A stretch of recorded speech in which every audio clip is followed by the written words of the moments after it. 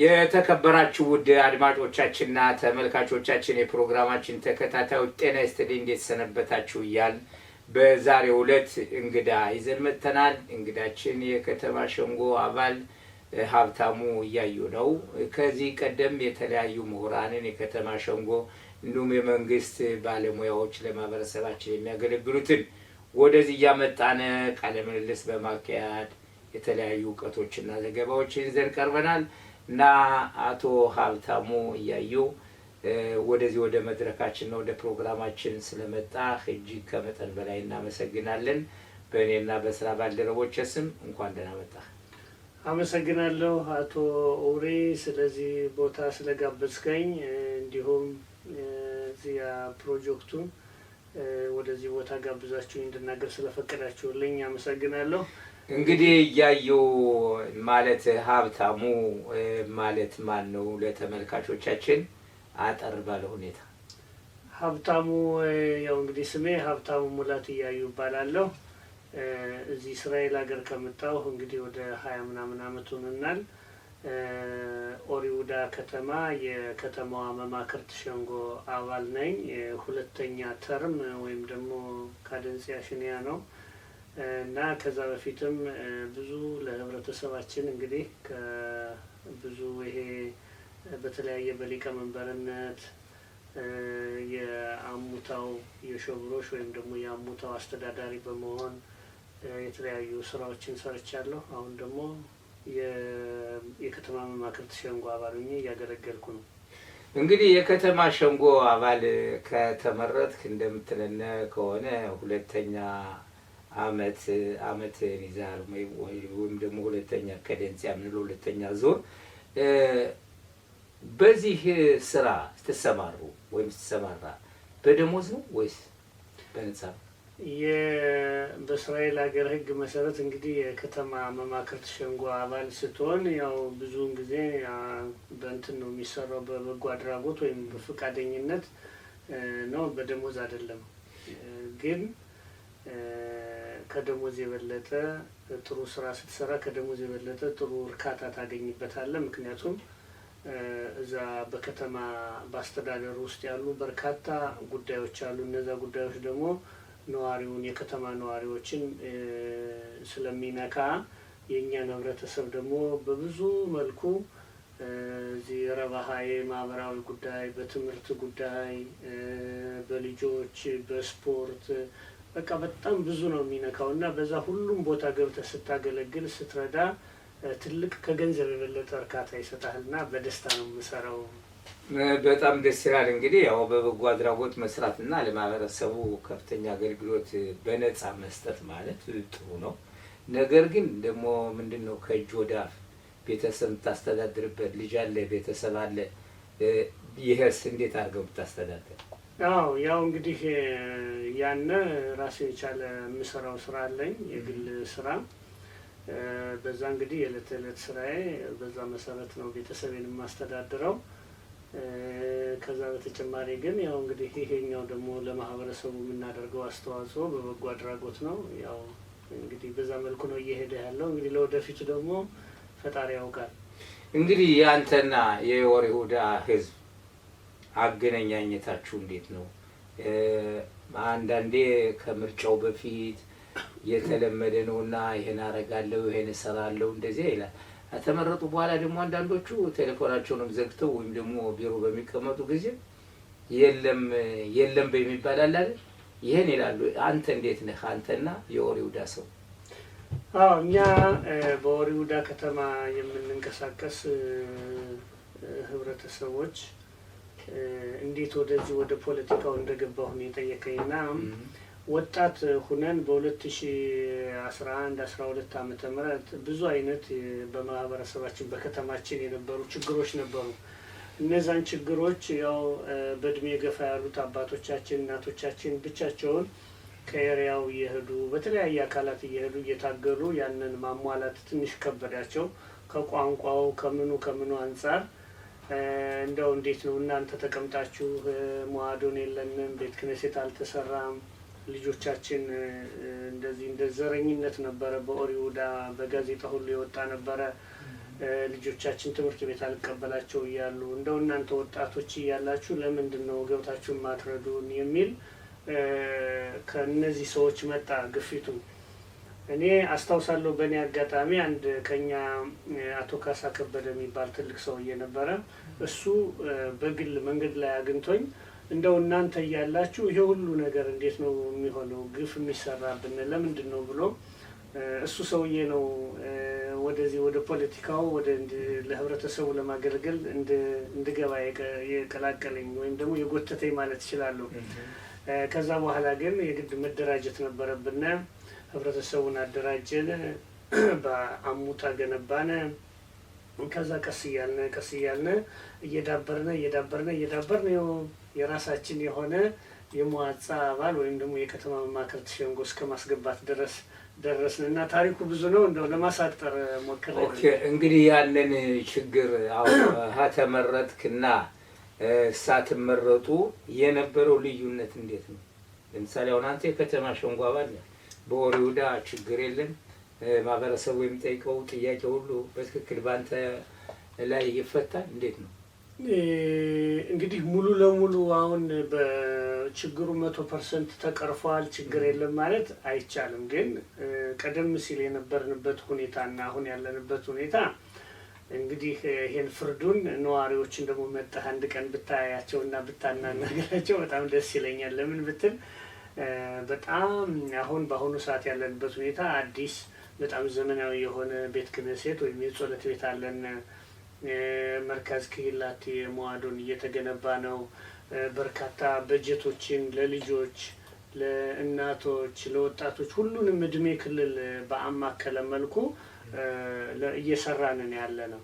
ያው እንግዲህ ሙሉ ለሙሉ ሁሉ ነገር እንግዲህ እንትን ነው ማለት ይከብዳለኝ። ግን በተቻለ አቅም በእውነት የህብረተሰቡን ፍላጎት የሚፈልገውን ነገር እንዳልኩህ እኛ በተለይ የበቀልኩት ከታች ከህብረተሰቡ ስለሆነ ዝም ብዬ ከላይ መጥቼ ለመወዳደር ሳይሆን የህብረተሰቡን ምን እንደሚያስፈልገው ስለማቅ ግንኙነትም ስላለኝ እነሱ የሚጠይቁትን ነገር ሁሉ ለማሟላት እየሞከርን ያለነ ብዙ ጊዜ እየተሳካልን ነው። በዚህ አጋጣሚ ጥሩ ከንቲባ ናት ያለችን ወይዘሮ ሊያት ሾሃት የከተማችን ከንቲባ። እኔ የተወዳደርኩት ከሷ ሲያ ወይም ደግሞ በሷ የፖለቲካ ፓርቲ ውስጥ ሆኜ ነው የተወዳደርኩትኝ። ከዛ 3ኛ ቦታ ነው ያለኝ። በጣም ጥሩ የተከበረ ቦታ ነው እና እንደዛም ስለሆነ ግንኙነታችንም ጥሩ ነው። ማንኛውንም ለኛ ህብረተሰብ የሚያስፈልገውን ነገር ሁሉ በጥሩ ሁኔታ እያካሄድን ነው ብዬ አስባለሁ። እንግዲህ ማህበረሰቡ ለምሳሌ በአንተ ላይ ያለው እምነት፣ በአንተ ጋር የሚያደርገው ተሳትፎ እንዲሁም ደግሞ ወጣቶች ሌላ በበጎ አድራጎት ወጣት ለወጣት ይሄስ እንዴት ነው? አንተ ጋር እንዴት አለ? ማህበረሰቡ ወሪውዳ ከተማ በጣም ደስ የሚል ማህበረሰብ ነው ያለን። እንደገና ብዛታችንም ደግሞ ያው ብዙም እንደ ሌሎች እንደ ትላልቅ ከተሞች ስላልሆነ ሁላችንም እንደ አንድ ቤተሰብ ነው የምንተያየው እና ያለን ግንኙነት በጣም የተቀራረበ ጥሩ የሚባል ግልጽነት ነው። እኛ በኮሚቴ ደረጃ ስትሄድ ኮሚቴዎች አወቃቀራቸው፣ አመራረጣቸው፣ ስራችን የኮሚቴዎች ስራ ኮሚቴዎችና የከተማ ተመራጭ ኮሚቴዎች አሉ። ከነሱ ጋር ያለኝ ቅርርብ ከህብረተሰቡም እና ጥሩ ነው ብዬ ነው የማስበው። እንግዲህ በበለጠ ደግሞ እያንዳንዱ መቼም ሄዶ መጠየቁና እነሱን በቀጥታ ማግኘቱ ነው ጥሩ የሚሆነው። እኔ ግን እንደሚመስለኝ ጥሩ ግንኙነት ያለ ነው ይመስለኝ። ሌላ አንዱ ጥያቄ በእርግጥ አንተ ያለበት ጥሩ ቦታ ነው። ይቺ አሁን ከተመረጠችው የከተማ ከንቲባ ወይዘሮ ሊያት ሾሃት ወይዘሮ ሊያት ሾሃት እኔም አይቻታለሁ። በእውነት በጣም ደግ ሰው ናት፣ ወጣትም ናት። ያላት ማህበረሰቡ ጋር በስግድ ባል ምሽት በነበረው እንዳየዋት በጣም ቤተሰብ ናት። አሁን እንግዲህ አንተ ሀብታሙ 2ኛ ጊዜ ስትመረጥ አንተ ጋር አንተ ተቀናቃኝ ተወዳዳሪ ነበር ወይስ አንተ ብቻ ነህ ተወዳዳሪ?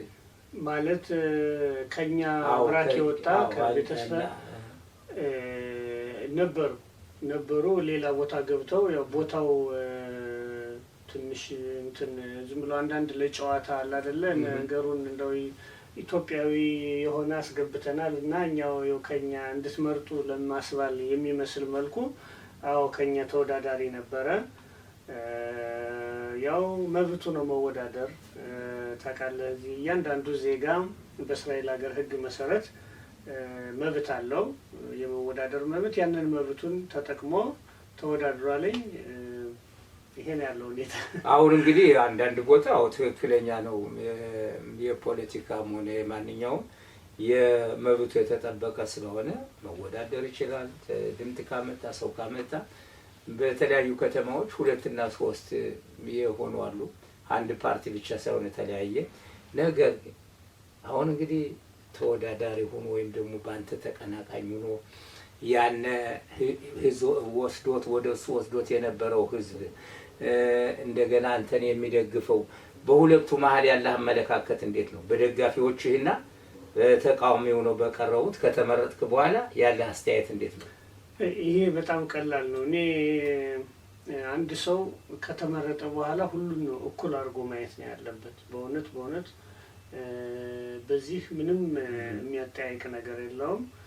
የፖለቲካ ጨዋታው ሌላ ነገር ነው። ከተመረጥክ በኋላ ደግሞ ያለህ ደረጃ ሌላ ነው እና ሁሉንም ከላይ ሆነ በአንድ አይን አንድ አገልግሎት ነው የሚታየው። ይሄን በእውነት በተመለከተ የኛ ከተማ ነዋሪዎች ምስክርነት መስጠት ይችላሉ። እንኳን አሁን የአሁኑ ተወዳዳሪ እንኳን መቼም ያን ያህል ነው። ያው እኔ ነኝ ብዙም እንትን የነበረ ጥሩ ድጋፍ አለኝ የነበረን እኛ ነን። እኔ ስል ከሮሻ ጋር ሆነ እዚህ በፊት በጣም ሌላ ተግዳሮት ያለው ብዙ ድጋፍ ያላቸው ተወዳዳሪዎችም ነበሩ።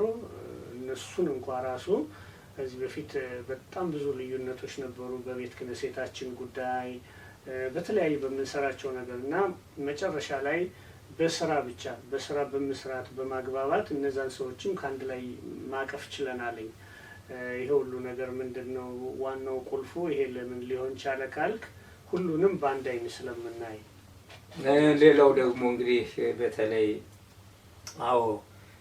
ጥሩ ከተማ ከንቲባ ካለ እንዲሁም ደግሞ እንዳንተ ያለ ተመራጭ ሁሉንም አስተካክሎ የሚያይ ካለ ማህበረሰቡ ያው አንዱ ምስክር አንድ ጥሩ የሰራ ሰው ሁለተኛ ከተመረጠ እንግዲህ እየመሰከረ ነው ማለት ነው።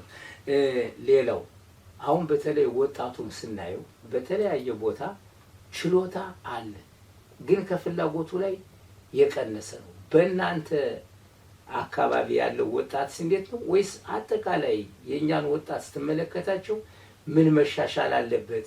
ምን ድጋፍ መደረግ አለበት? ችሎታቸውን ከፍላጎታቸው ጋር ለማዛመድ። እንዳልከው በጣም በርካታ ወጣቶች በዚህ በፖለቲካው ዘርፍ መሳተፍ የሚችሉ ችሎታ ያላቸው ሰዎች አሉ።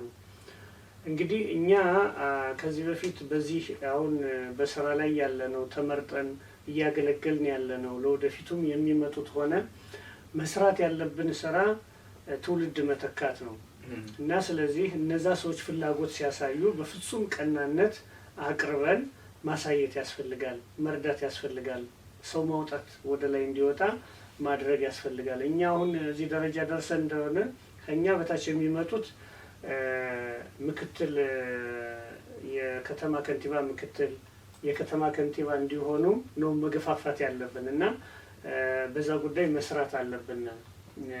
አብዛኛውን ከተማ አሁን በቅርቡ በነበረው ምርጫ በጣም በርካታ ቤተ እስራኤሎች ያሉበት እንደ ናታንያ፣ ቅርያት መላኺ አሁን ቅርያት መላኺ ወደ 4-5 ከዚህ በፊት በነበረው ምርጫ 4 የመዋዕፃ አባሎች ነበሯቸው ከኛ አብራክ የወጡ ቤተ እስራኤላውያን።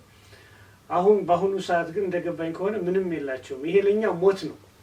ለምንድን ነው ይሄ ሊሆን የቻለው ካልክ ሌላ ምንም ነገር የለም ማለት አስልቶ የሚበጀንን ነገር አስልተንና የሚያዋጣንን ነገር ይሄ ነው ብለን ከአንድ ላይ ደምድመን ባለመሄዳችን ነው እና እርስ በርሳችን ስንዘባራ ሳንስማማ ስንቀር አንድ ሰውም ሳናስገባ ተጠሪ ሳይኖር በጣም በሚያሳዝን ሁኔታ እንቀራለን እና ስለዚህ ኃላፊነት ያለው ስራ መስራት መቻል አለብን ሁላችንም። አሁን በእኔ ከተማ ብቻ ሳይሆን የትም ከተማ ያለነው ተመራጮች ኃላፊነት ባለው መልኩ ሂሳብ አድርገን በሚያዋጣን መልኩ መሄድ አለብን ነው የምለው። እንግዲህ ሌላው ደግሞ ወደ 18 ነው እንደዚያ የሚሆኑ የከተማ ሸንጎ አባል እንዳላችሁ ነው። ለዚህም ደግሞ ተመራጭ የሚል ፎርም አለ። አንተስ በተመራጭ ፎርም አባል ነህ? አባል እስከሆንክ ምን እየሰራችሁ ነው ያላችሁ አንድ ላይ? ተመራጭ የሚባለው በእስራኤል ሀገር የሚገኙትን የከተማ መማክርት ሸንጎ አባላት ወይም ሀብሬ መዋጻ አቅፎ የያዘ ትልቅ ድርጅት ነው፣ ፎርም ነው። ከዛ ውስጥ ያው ብፈልግም ባልፈልግም አለሁበት። ለምን አላማው ሁሉንም በአንድ ላይ አድርጎ መያዝ ስለሆነ እዛ ውስጥ አለሁበት። ፎርሙ እንግዲህ ስራው ምንድን ነው ካልከኝ እኔ ከዛ ውስጥ የስራ ድርሻ የለኝም፣ ግን የማውቀውን ነገር መናገር እችላለሁ። በየከተማው እየሄደ ለምሳሌ ከኔ በአንድ ወቅት መጥተው ነበረ፣ በቅርቡ ደግሞ ይመጣሉ እና በሚሰበሰቡ ለእኔ ድጋፍ ይሰጡኛል። ከነሱ ሀሳቦችን ወስዳለሁ። በእነሱ ከተማ ያላቸው ልምድ ጥሩውን ነገር ለመቅሰም አንደኛው ከአንደኛው ለመማማር አንደኛው ለአንደኛው ለመደገፍ በቃ በጣም በርካታ ስራዎችን ያገናኛል። ከመንግስት ጋርም እንደዚህ ግንኙነት ያደርጋሉ። ከክኔሴት ከሚኒስትሮች ከጠቅላይ ሚኒስትሩ መስሪያ ቤት ሳይቀር ደብዳቤዎችን ይጽፋሉ አንገብጋቢ በሆኑት ጉዳዮች ላይ እና በዛ በጣም ጥሩ ስራ እየሰራ ያለ የፎርም ተመራጭ ጥሩ ስራ የሚሰራ ድርጅት ነው ወይም ደግሞ ፎርም ነው። አንዱ ከተማ የተሻሻለውን ወይም ደግሞ አንዱ ከተማ የነበረውን ችግር ውስብስብ እንዴት አድርጎ እንደፈታው ያው እያንዳንዳችሁ አንዱ ለአንዱ እየተመካከላችሁ ያዳል ማለት ነው። ጥሩ ነው። አሁን እንግዲህ ልጆች በተለይ ልጆች ወጣቶች ልጆች አሉ፣ ትምህርት ቤት አሉ። ልጆች ከወላጆች ምን መቅሰም አለባቸው? ወይም ደግሞ ወላጆችስ ለልጆች ምን አይነት ትብብር ማድረግ አለባቸው ከጥሩ ደረጃ እንዲደርሱ? ሌላው እንግዲህ በዚህ ልጆችን በተመለከተ ዋናው ትልቁ ቁልፉ ትምህርት ነው። በነገራችን ላይ እንደገባኝ ከሆነ ይሄ ፕሮጀክት ሎሚም የሚሰራው ትምህርትን በተመለከተ መሰለኝ በበለጠ የሚያተኩረው ትምህርት ዋናው ትልቁ ቁልፍ ነገር ነው። እንግዲህ ትምህርት ላይ ማተኮር ነው ያለባቸው ልጆች። አሁን የኛ ሰው አብዛኛውን ጊዜ ከራሴ ጀምሮ ተጠምደን ያለ ነው ምንድነው ስራ ነው የምንለው። ሻውት መሳፎት እንደገና የበለጠ ሰዓት የበለጠሽ ገንዘብ የበለጠ በመሃል ላይ ልጆቹን ከቤት ዞር ብለን አናያቸውም። አሁን ምን ይፈጠራል? በዚህ መሃል ላይ ልጆቹ የሚቆጣጠራቸው ሲያጡ በልጆቹ ላይ ሳናተኩር ስንቀር በቂውን ትምህርት አንሰጣቸውም። በቂውን ከኛ የሚፈልጉትን ነገር ሁሉ ስለሚጎላቸው አብዛኛውን ልጆች ወደ አልባሌ ቦታ ወይም ደግሞ ትምህርት ላያገኙ ይችላሉ። ስለዚህ እኔ እንግዲህ የአራት ልጆች አባት ነኝ። ማድረግ ያለብን ሁላችንም እንደ ወላጅ ትምህርት ላይ ነው ማተኮር ያለብን። በተቻለ መጠን ስራ ቀንሶ አይደለም፣ ግን ሁሉንም አመጣጥነን አያይዘን የምንሄድበትን መንገድ መፈለግ ነው ያለብን። ለልጆቻችንም ለስራውም ለሁሉም እንድንደርስ መሆን አለብን። አንዳንዴ አሁን የምትለው እውነትህን ነው። ያው የመጀመሪያ ትምህርት ቤታችን ወላጆቻችን ናቸው። አሁን አንዳንዶቹ ወላጆች ትምህርት ቤት ተሰደዱ፣ በቃ ኃላፊነቱ የትምህርት ቤት ነው የመንግስት ነው የሚባላል። እንደውም ስብሰባ በሚጠሩ ጊዜም አንዳንድ ማንገኝ ወላጆች አለን። በዚህስ በእውነት የወላጆች ተሳትፎ በትምህርት ቤቱን በተለያየ ሁኔታ ምን አስተዋጽኦ ለልጆች ይሰጣል ብለህ ታስባለህ? ተሳትፎ በጣም ጉልህ ተሳትፎ ነው ያለው። ይሄ ከትምህርት ቤት ሄዶ አስተማሪ ሲጠራ ወይም ስብሰባ ሲኖር ልጁን በተመለከተ መሳተፍ ሽቱፍ ፖላ ይባላል። እኛ ሄዶ በጣም ተሳትፎ ማሳየት ከትምህርት የበለጠ በጣም ጠቃሚ ነገር ነው። ለምን? አንደኛ አስተማሪዎቹ ወላጁን ሲያውቁተኝ ጥሩ ቅርርብ ሲኖር ስለ ልጁ እና በአስተማሪው መካከል ያለው ወይም በትምህርት ቤቱና በወላጅ መካከል ግንኙነት ሲዳብር ዋናው ትልቁ ድልድይ የእድገት የትምህርት የእውቀት መሰረቱ የዛኔ ነው የሚገነባው። ለምን? ልጁ የጎደለውን ነገር አስተማሪው ሲናገር ወላጁ በተግባር ከአስተማሪው ሰምቶ የጸባይም ሆነ የትምህርትም ትንሽ ከቀነሰ አንዳንድ ጊዜ እኮ አይ እዚሽ ትምህርት ላይ ትንሽ ልጁ ድጋፍ ያስፈልገዋል ሲባል የግል አስተማሪ ወስደው የሚያስተምሩ ወላጆች አሉ። እና ስለዚህ ሁሉንም ነገር ከአስተማሪዎች ወይም ከሶስተኛ ሰው መስማቱ ጥሩ ነው። ለዛ ደግሞ ስብሰባዎቹ መሳተፍ ቢክላል ንቁ ተሳትፎ በትምህርት ቤቱ ዙሪያ ማድረግ በጣም ያስፈልጋል። አንድ ምሳሌ ልንገር፣ በአሁኑ ያየሁትን ከኛ አካባቢ የስግድ በዓል ጊዜ ከዚህ በፊት ትምህርት ቤቶች አንዳንዶቹ በጀት መድበው የተለያየ ነገር ያደርጉ ነበር። አሁን ባህሉን ለማሳየት ከኛ አብራክ የመጡት እናቶች፣ ወላጆች በአጠቃላይ በበጎ ፈቃደኝነት ሄደው ስለ ስግድ በዓል የባህል ልብስ ለብሰው ሄደው ያስተምራሉ። ለልጆች ምግብ አዘጋጅተው ያቀርባሉ። በጣም የሚገርም ስራ ሰርተዋል። ይሄ በጣም ጥሩ እና ልጆች በራሳቸው ባህል እንዲኮሩ፣ እንዳይሸማቀቁ፣ አንገታቸውን ቀና ብለው እንዲሄዱ ባህል አለን ወግ አለን ይኸው የሚታይ ብሎ በራሳቸው እንዲኮሩ ያደርጋቸዋል። እና ይሄ ነገር እንዴት ሊፈጠር ቻለ? ወላጆች ሂደው በራሳቸው ተነሳሽነት ከትምህርት ቤት እንዴት ሊሰሩ ቻልክ ካልክ ከአስተማሪዎች ወይም ከትምህርት ቤቱ ጋር ጥሩ ግንኙነት ስላላቸው ነው። እና ይሄ ነገር መበረታታት አለበት ለማለት ነው። ትክክል። አንዳንድ ደግሞ እንግዲህ ልጆች በተለይ የኛ የባህል ልብስ ለብሰን ስንሄድ ወይም ደግሞ ያው እኔ በተለያየ ስራ እንደምሰራ እንደሚያጋጥመኝ የኛ ልጆች ይሸማቀቃሉ። ፈረንጆች እንደኛ እስቲ ነው በበጎ አድራጎት እኛን መሰሉ በሚላቸው ጊዜ በጣም ሲፈጥኑ፣ የኛ ግን ወደ ኋላ ይላሉ። ይሄ ለምን ይመስላል? 100% የኛ ወደ ኋላ ይላሉ የሚለው እኔ ትንሽ አልስማማበትም። በጣም ብዙ ፈጣን የሆኑ ፈጣን አይምሮ ያላቸው በጣም ብዙ እውቀት ያላቸው ልጆች አሉ። አልፎ አልፎ ካሉ ያው እንግዲህ እነሱን ደግሞ ወደፊት እንዲሄዱ በባህላቸው እንዳያፍሩ ስለ ባህላቸው ስለ ታሪካችን ማስተማር ያስፈልጋል። አንድ ሰው ከተማረ ካወቀ ማንነቱን ሲያውቅ ምንም የሚያሳፍር ባህል ታሪክ እንደሌለን ሲያውቅ የዛኔ ጠንካራ ይሆናል። እና እነዛ ልጆች ማስተማር ይቻላል፣ በዛ መቀየር ይቻላል። አሁን ይኸውልህ እንደምትለው በእርግጥ 100% አይደለም። ነገር ግን ይህን መጽሐፍ በእንግሊዘኛ በዕብራይስጥ ወላጆችን በመጠየቅ ልጆች ያዘጋጁት ነው። አሁን ለምሳሌ ይሄን ባህላችን እንዴት እንደነበር ነው የአይነት ጎጆ ከዚህ የለም ኢትዮጵያ ነው የመጣ። ይህን ምሳሌ በማድረግ ወላጆችን ይጠይቃሉ። አሁን የወላጅ ኃላፊነቱ በጣም ትልቁ በእርግጥ ትምህርት ቤት አሁን እንዳልከው እነዚያን እንትን ለማለት በአስተማሪዎች አማካይነት መጥተው እንትን ብለዋል። ግን ዋናው ትልቁ ኃላፊነታችን እኛ ወላጆች በባህላችን ልጆች እንዳያፍሩ እንደዚህ ነበር እያሉ በጣም ማስረዳቱ አስፈላጊ ነው። አሁን ከዚያ ውጭ እንግዲህ አሁን ቅድም እንደጠቀስከው አሁን በእውነት ምንዋይበት እዚህ ፕሮጀክት ሎሚ ያው ከተቋቋመ ወደ 25ኛውን አመት የያዘ ነው። በ2000 ዓመተ ምህረት ነው የተጀመረ እና ይሄ ፕሮጀክት ሎሚ በተለይ ትምህርትን በተመለከተ እንዲሁም ደግሞ የኛን የተለያየ ጥሩ ደረጃ እንዲደርሱ ማንሂጉት ወይም ደግሞ መሪ እንዲሆኑ ከፍተኛ አስተዋጽኦ ያደርጋል። እዚህም ያው በቅርቡ በግምገማ እንደተረዳ ነው ወደ 47 የሚሆኑ ፕሮጀክት ሎሚ ያፈራቸው ዶክተሮች አሉ። በዚህ ሁኔታ ሳንተ ያለ አስተያየት እንዴት ነው?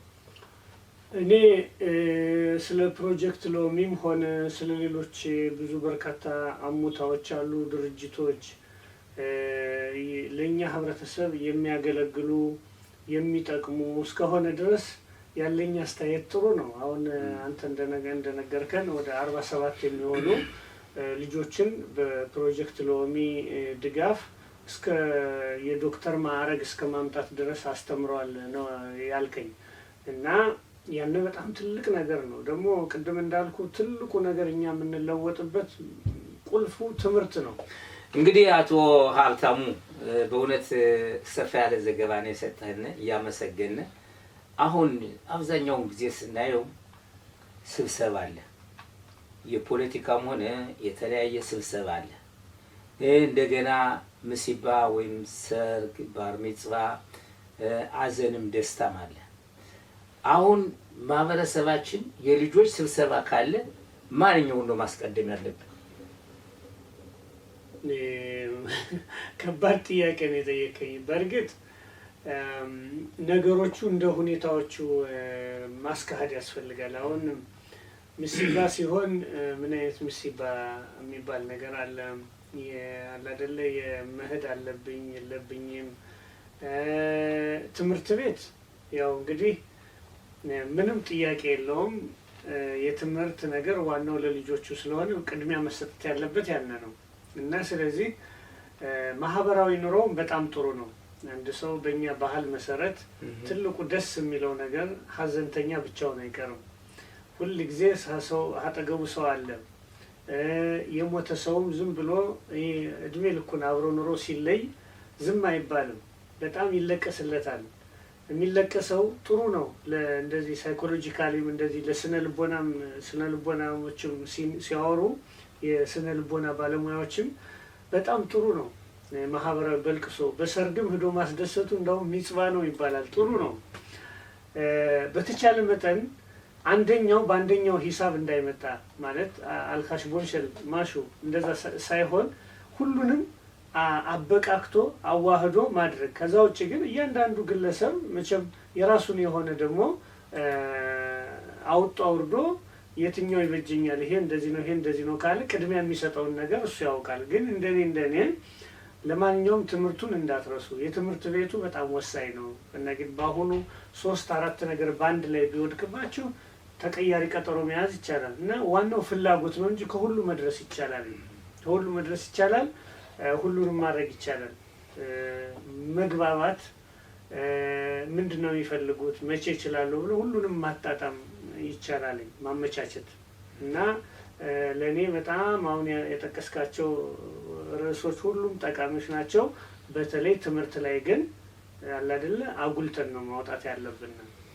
አዎ እንግዲህ አንደኛ ፕሮግራም አወጣጥም ማወቅ ያስፈልገናል። እግዚአብሔር ቀኑን ለአንድ ቀን ብለን የምንጠራው 24 ሰዓት ነው። እንግዲህ 8 ሰዓት የስራ ጊዜያችን ሲሆን 8 ሰዓት የምኝታችን 8 ሰዓት ደግሞ እንግዲህ ፕሮግራም አወጣጥ ካወቅነ የተለያየ ቦታ መድረስ እንችላለን እና ሌላው ደግሞ እንግዲህ በስግድ በዓል የስግድ በዓል ቅድመ ዝግጅት 2ኛ ዓመቴ ነው። አንደኛ ያው ከስራ ባልደረቤ ጋር በመሆን ባለፈው ዓመት መጥቼ ነበር። ዘንድሮ ግና ያው እናንተን ለማክበር መጥቼ አየሁ።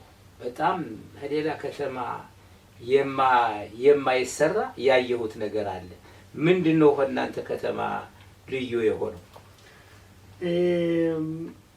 በጣም አዎ የክብር እንግዳ ነበርክ ከኛ ከተማ። በአሁኑ አመት ባዘጋጀ ነው በ16-11ኛ ወር ከባለፈው አመትም እንደዚሁ ተገኝተ ነበረ እና ስለመጣህ በጣም ደስ ብሎናል። ከኛ ልዩ የነበረው ምንድነው ካልክ ጥያቄው በጣም ጥሩ ጥያቄ ነው።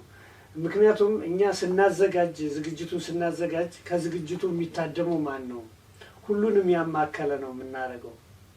ማለት ልጆችን፣ ወላጆችን፣ ትላልቆችን ሁሉንም ያማከለ ፈረንጆችን፣ የከተማው ነዋሪዎችን እና እያንዳንዱ በዝግጅቱ ምንድነው የሚፈልገው የሚለውን ለማጥናት እንሞክራለን። ከዛ በኋላ በዋናነት ያው ባህላችን የስግድ በዓል የምንጠቃ ሃይማኖታዊ ዳራው ባሻገር ደግሞ ማንነታችን፣ ባህላችን የመጣንበትን የምናሳይበት ነው። እንግዲህ ባህል ሲባል ያመጋገብ ባህል አለን፣ ያለባበስ ባህል አለን፣ ይሄ የምናወራበት የአማርኛ ቋንቋ አለን፣ ዘፈናችን፣ ሁሉን ነገር እንደው በዛች በተገኘችው ምሽት ለማሳየት ነው የምንሞክረው እና ከዛ አንፃር የኛ ደመቅ ሊል የቻለው ለምሳሌ ምንም ነገር እንትን አላልንም፣ የገደብነው ነገር የለም። አሁን ከዚህ በብዙ አመታት ትንሽ ያው በስግድ ዕለት ሳይሆን ስግድ ዋናው በሀገር አቀፍ ደረጃ በሚከበርበት ዕለት አይደለም እኛ የምናከብረው፣ አስቀድመን ነው። ያን ቀን ትንሽ ጾምም ስለሆነ የጸሎት ቀንም ነው ስለሚባል ግን አስቀድመን ስለምናከብረው ለምሳሌ አንዳንድ ሰዎች አይ በሰላም ያደርሰን እንጂ ለሚቀጥለው አመት መጠጦችን የተለያዩ ነገሮችን ማድረግ እንፈልጋለን ይላሉ። እኛ ደግሞ በሰላም ያደርሰን ይዛችሁ ነው እንላቸዋለን። ከዛ ደግሞ አሙታችን በጣም ጠንካራ በጥሩ ሁኔታ ጥሩ በጀት ያለው አሙታ በህብረተሰቡ የተገነባለን ነው እና ህብረተሰቡ ከቤቱ የቻለውን እንግዲህ በመንግስት ደረጃ በከተማ ደረጃ ከፍተኛ በጀት በታክሲ አድርገን ነው የምናዘጋጀው። ከዛ በተጨማሪ ደግሞ ውበት የሚጨምርበት እያንዳንዱ ነዋሪ እንዳየኸው መጠጦችን ይዘው ይመጣል። ለምሳሌ የአልኮል መጠጦች አሉ፣ አረቂ፣ ውስኪ፣ ጠላ፣ ጠጅ፣ በቃ ተጨማሪ ብዙ ነገር ያመጣሉ እና ያን በነፃነት ባህላችን ነው መጠጣት፣ መብላት፣ መደሰት። እንግዲህ ያንን ለማሳየት ብለን እየተዝናናነ እየተደሰትነ እዛ በላይ ደግሞ አባቶች መርቀው የሃይማኖት አባቶችም ቄሱም ራቡም አስተምረው በጣም በደስታ ነው የምንለያየው እና ለየት የሚያደርገው የኛ ያነ ነው። አንገድብም። በተለይ አሁን በአሁኑ ስናስበው ሁሉንም ነገር እንግዲህ ማሳየት ስላለብን ከአንድ ላይ አድርገን አካሂደነዋል። በጣም ውጤታማ ነበር። ህብረተሰቡ የተሳተፈው ሰው በጠቅላላ አንተም እንዳልከው ደስተኛ ነበረ እና እኔም የተሳካ ዝግጅት ስለነበረ እጅግ በጣም ደስተኛ ነኝ። እኔም በጣም ይህን ስላየሁ ዙር ያየሁት የአዘገጃጀቱን የሁኔታውን አንተም ወጥተህ መድረክ ስትናገር የከተማ ከንቲባይቱም እዚያም ደግሞ የክኔሴት አባል እና ድሮ የቅሊጣ ሚኒስተር የነበረችው ፕኒና ታምኖ መጥታ የፖሊስ ሰራዊት የነበረው እዚያው ቦታው እና በጣም ደስ የሚል የደመቀ ሁኔታ ያው በኪነት ባንድ የታጀበ የተለያዩ አልባሳት ጎጆ ያው ሁሉ ተዘጋጅቶ ነበርና ደግሞ አሁን እንደምትለው አንዳንድ ቦታዎች ስናየው ምግቡ በተለይ የሚዘጋጀው ያው እንጀራና ወጥ በየአይነቱ ዳቦ ነው። እናንተ ግን ብዙ ለልጆችም ለፈረንጆችም በእርግጥ ፈረንጆች እንጀራውንም እየበሉት ነው ይሁን ሁላ ይቻለው እና የማጠቃለያ እንግዲህ ለማህበረሰቡ ይጠቅማል ብለህ የምታስተላልፈው ካለ በእኔ በኩል በጣም እያመሰገንኩ በዚህ በቅድመ የስግድ ዓመት በዓልም አብሬ በመገኘቴ በጣም ደስተኛ ነኝ ነበር። የዛሬ ዓመት ቸር ያድርሰን ለአንተም ለወሬውዳ ህዝብም አብሮ ለተሳታፊው። እንግዲህ ማጠቃለያ ካለ አጠርባለሁ። እንግዲህ አጠር አድርጌ ማጠቃለል የምፈልገው በጠቅላላ ለህብረተሰባችን በየከተማው በእስራኤል ሀገር ለሚኖሩትኝ የኛ ማህበረሰብ ነው። በዚህ በከተማ ደረጃ ያለው ፖለቲካ በጣም ጠቃሚ ነው። በጣም ጠቃሚ ነው። ከጥቅምነቱ የተነሳ አሁን በብዙ ከተማዎች ቅድም አንተም እንደገለጽከው ወደ 18 የሚሆኑ ሀብሬ መዋዕጻ ወይም የከተማ መማክርት ሸንጎ አባላት አሉ። ከዛ በፊት ከ20 በላይ 30 ሊደርስ ምንም አልቀረው። ቁጥሩ በፐርሰንት ይሄ ነው ባልልም ወርዷል። ይሄ ለምን ሊሆን ቻለ ሲባል በእኛ አንዳንድ ጊዜ የምርጫ ሰሞን የሚመጡ ሰዎች አሉ። ህብረተሰቡን አሁን ቅድም እኔ ነግሬሃለሁ፣ ከታች ከስር ነው ህብረተሰቡን የማውቀው፣ ከስር ነው የተነሳሁትኝ። አሁን የምርጫ ሰሞን ደግሞ አንዳንዶቹ በእርግጥ መብት ነው፣ በእስራኤል ሀገር ህግ መሰረት እያንዳንዱ ዜጋ ወጥቶ መወዳደር ይችላል። ግን ማድረግ ያለብን ያነሰው ይጠቅመናል ወይ፣ ለእኛ ህብረተሰባችን በእውነት ይህን ያለን ችግራችን ይቀርፍልናል ወይ ብለን ተመካክረን ተስማምተን መሄድ ነው ያለብን። ተስማምተን ስንሄድ ውጤታማ እንሆናለን። አሁን አብዛኛውን ጊዜ የምርጫ ሰሞን መስማማት የለም። መስማማት ሳይኖር ሲቀር መበታተን ይቀራል፣ ይመጣልኝ። ከዛ በኋላ ሁሉ በየፊናው ይሄዳል። ይሄ በዛ ከዛ በኋላ ውጤታማ ይሆናል ማለት ነው። እና እንዲህ አይነት ነገር እንዲቀረፍ አሁን ገና የምርጫ ወቅት አይደለም። ዝም ብሎ ገና ብዙ አመት አለ ለከተማ ምርጫ፣ ቢያንስ ከ2 አመት ተኩል ያላነሰ ጊዜ አለ። ግን ከወዲሁ ሰው እንዲያውቀው ይሄን ዝግጅት የሚያዩት ሰዎች እንዲያዩ ነው። ሌላው ለኦሪውዳ ከተማ ነዋሪዎች ማስተላለፍ የምፈልገው የኦሪውዳ ከተማ ነዋሪዎች በተለይ የኛ ቤተ እስራኤላውያን በጣም አዋቂዎች፣ አንድ ሁሉ በአንድነት የሚጓዝ አንድ ቤተሰብ ማለት ነን እና ይሄን አንድነታችን የበለጠ ማጠናከር አለብን። የበለጠ እንዲበረታ በሁሉም ነገር ተሳትፏችሁ አይቀንስ፣ በርቱ። እስከዛሬም ደግሞ ለነበራችሁ ስለ ሁሉም ነገር ማመስገን እፈልጋለሁ መድረኩን ተጠቅሜ። ከዛ ደግሞ ለዚህ ለፕሮጀክት ሎሚ እንደዚህ አይነት ዝግጅቶችን አንዳንድ እንደኔ በየከተማው ተወካይ የሆኑትን ሰዎች እያመጣ ከዚህ ቦታ ላይ እቺ መድረክ አዘጋጅቶ እንድንናገር ስለፈቀደልን ማመስገን እፈልጋለሁ። ዋናው ደግሞ ማመስገን የምፈልገው ለአንተ ለአቶ ኡሪ ጀንበር ነው ማመስገን የምፈልገው ይህን ቃለ መጠይቅ ስለምታደርግልኝ እዚህም እንድመጣ ስለጋበዝከኝ በጣም አመሰግናለሁ። እግዚአብሔር ያክብርልኝ። የእኛም በጣም እናከብራለን፣ እናመሰግናለን። የተከበራችሁ ውድ አድማጮቻችንና ተመልካቾቻችን አብራችሁን ስለቆያችሁ እያመሰገን ለአቶ ሀብታሙ እያዩ ሙላት የከተማ ሸንጎ አባል የኦሪ ይሁዳ ከፍ ያለ ምስጋና እናቀርባለን። በሌላ ዝግጅት እስከምንገናኝ ደህና ቆዩ። መልካም ቆዩ።